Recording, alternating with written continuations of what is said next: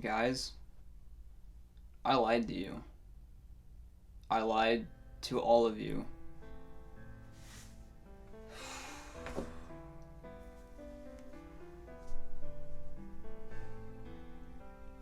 And I don't feel good about it.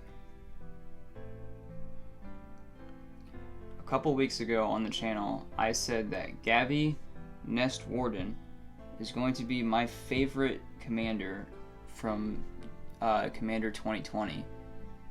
And I just got wrapped up in the idea of free cycling, and it's, I mean, the Shabraz and Braylon combo, and just man, it was the cat tokens.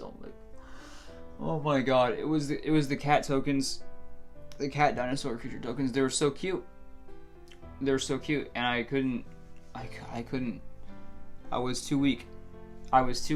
And I wasn't thinking clearly enough with my head. All right, oh my god, I roasted the shit out of Jirina Kudro, which is still it's a very bad commander. Maybe not very bad. It's still a bad one though. Not a good option, but I lied to you guys. I lied to all 149 of you. Or no, it was actually like 500 or 600 of you that watched that video. I lied to all of you. Because my real favorite commander from Commander 2020 is Kelsien the Plague.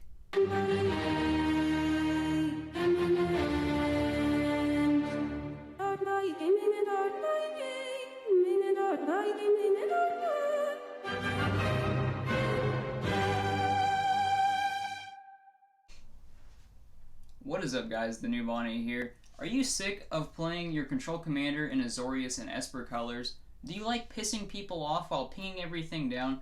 Do you hate interacting with the board with only combat-based attacks? I got the perfect commander for you. Introducing Kelsien the Plague.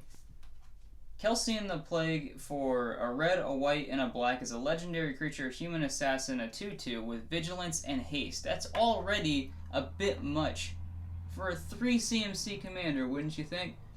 But on top of that, Kelsien the Plague gets +1/+1 for each experience counter you have. No, he does not get a +1/+1 counter put on him every time a creature dies.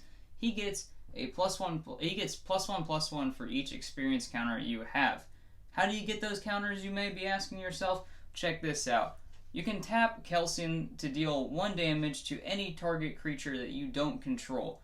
When that creature dies this turn, you get an experience counter. No, you don't have to ping the creature to death. You simply have to deal 1 damage to it and make sure that that creature ends up dying. With that in mind, you get experience counters from it. Those experience counters usually stay stored in an experience counter bank that is extremely difficult to get rid of, so no matter how many times you get taxed on ping for your commander to bring it out, he's going to come out and still be fully stacked with all the +1/+1s that you get from experience counters. So today I'm not going to be taking you guys exactly through a full deck tech of what I am running for this deck, but I'm going to be telling you exactly how I'm running this commander. Kelsien the Plague is a brand new commander out of C20, and he is phenomenal. He comes in the Mardu deck with Jirina Kudro as one of the extra commanders, and while the deck doesn't focus around him or his abilities at all, it's pretty easy to build around him. So Kelsien the Plague, like I've explained, is a 3-drop in Mardu colors for a human assassin who basically wants to ping things to death and get counters for it. Maybe not even get the counters, but he wants to ping things. So we can take it the Voltron route if we wanted to, or we can go with something like I've tried to do, which is running a Mardu control style deck. So the ways we're going to be controlling with this commander and the reasons we're going to be controlling is what you want to do with Kelsien is give him Death Touch. As soon as you have given him Death Touch, you are set up on the board, because as long as he has Death Touch, any ping he does is going to kill any creature that is on the battlefield, and as long as you're able to untap him, you can do it multiple times a turn, or your opponents are going to be too worried to put any creature on the battlefield because you're simply going to ping it and fucking kill it right on the spot. So we basically have to sit back and wait for our combo to fall together, and in Mardu colors, you're usually doing a lot of waiting, especially on mana ramp and card draw alike, because we don't get a whole lot of that in this deck. So I'm going to go over the almost infinite combo that we have in this deck real quick so you know exactly what our final goal is in the deck. So what we want to be doing is we want to give Kelsien Death Touch. That's the first priority, so that way we can get the board state to where we control it and that we are the only one that is allowed to have creatures on the battlefield. The way we can do this, we have a few different ways through stuff like Gorgon's Head, Gift of Doom, and Archetype of Finality. All of these things are going to give our creature Death Touch or creatures, and we're going to have Kelsien set up the way he wants to be. The next piece, and the only other piece that we need, is Thornbite Staff. Thornbite Staff is a tribal artifact shaman equipment for 2. It has equipped creature, has 2 tap. This creature deals 1 damage to target creature or player, and whenever a creature is put into a graveyard from play, untap this creature. We don't care about the last ability about shamans, and it has an equip ability of 4. With this equipped onto Kelsien, every single time you ping something and it dies, goes to the graveyard, you are able to untap Kelsien and do it all over again. Getting to that point is going to be a bit difficult in the deck. You obviously have things like Open the Armory that you can go and tutor up your equipment or your enchantments, auras, I guess. But we're going to be doing a lot of waiting around in the meantime, and with Kelsien being one of the very few creatures we have in this deck, we need to get set up and defend ourselves and just control the board as much as we possibly can. So a lot of the creatures that we have for this deck are going to be control based. We've got things like Zozu the Punisher in here, so every time your opponents are getting land, since we're not ramping out too quickly anyway, it's going to be pinging them for 2 each. We got Tecatli Honor Guard, so that creatures ETBing do not have their effects go off. Things like Aven Mind Sensor, that way your opponents can only search for the top 4 cards of the library. There's not going to be any tutoring going on. Spirit of the Labyrinth. A couple of these last cards are going to be taxing us a little bit, but for the most part, it's a slower deck. You just kind of want to be setting yourself up to get that final tap and untap resurgence with Kelsien. So we got Spirit of the Labyrinth. Each player can't draw more than 1 card each turn. And finally, we have Eidolon of Rhetoric. Each player can't cast more than 1 spell each turn. These cards are all going to set us up perfectly, and those are just the creatures. Some other things that we have that are going to be interacting with the board quite a bit is stuff like Ghostly Prison, so you're taxing people and trying to attack you. And we've also got things like War's Toll. Your opponents are tapping their lands. They gotta tap it all. They gotta use it all at once. And if a creature is going to attack us, they're going to have to attack with everything at least. So you might be taking a full frontal assault from this because people are going to be getting pissed at you, or they're going to be incentivized to swing towards someone else, which we have cards in here for that too.